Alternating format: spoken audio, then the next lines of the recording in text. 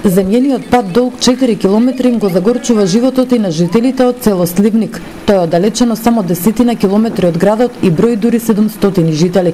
Патот полн со дупки им ги отежнува секојдневните обврски.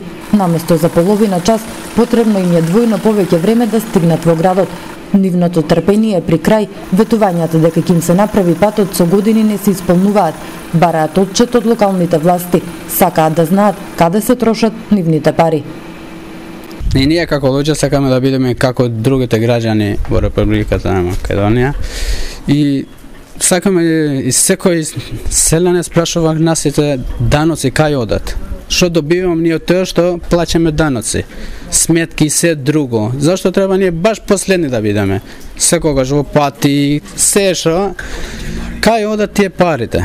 Отсечени од цивилизација во 21 век живеат скоро 1000 жители од 10 велешки села. Со години бараат да им се асфалтираат полските патишта кои се планираат во буџетите на општината. Тие беа предвидени и во годинешниот буџет на локалните власти за 9 месеци од годинава. За оваа намена потрошиле само 4 милиони денари. Не само патиштата кон руралните средини, неасфалтирани годинава останаа и голем број улици во градот, обвинуваат од СДСМ. Тие тврдат дека локалната власт ветува, но не исполнува, само ги препишува програмите од изминатите години. Токму затоа не ги поддржуваат и не гласаат за нив. Има голем број на локални патишта и улици кои што требаше да се направат 2015 година, но не се направени и повторно се наоѓаат во буџетот за 2016 година.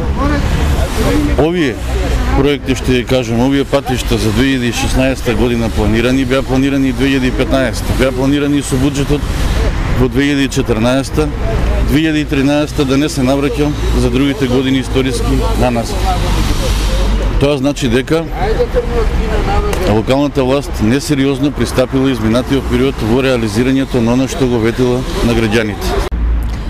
Зошто досега не ги исполниле ветувањата што им ги дале на граѓаните и каде се парите предвидени за изградба на овие патишта?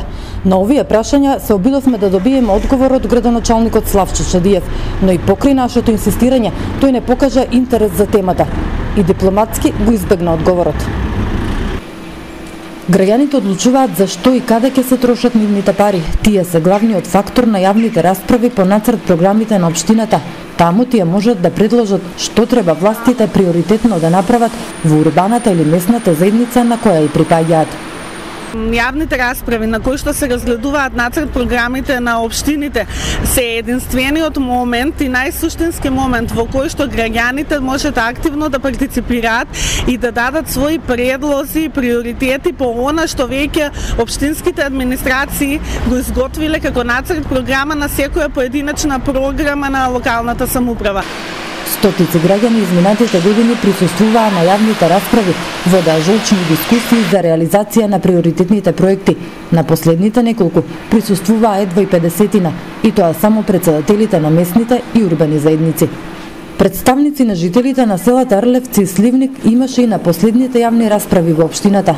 И тогаш тие побараа надлежните да им одговорат кога конечно ќе се изградат патиштата до нивните села.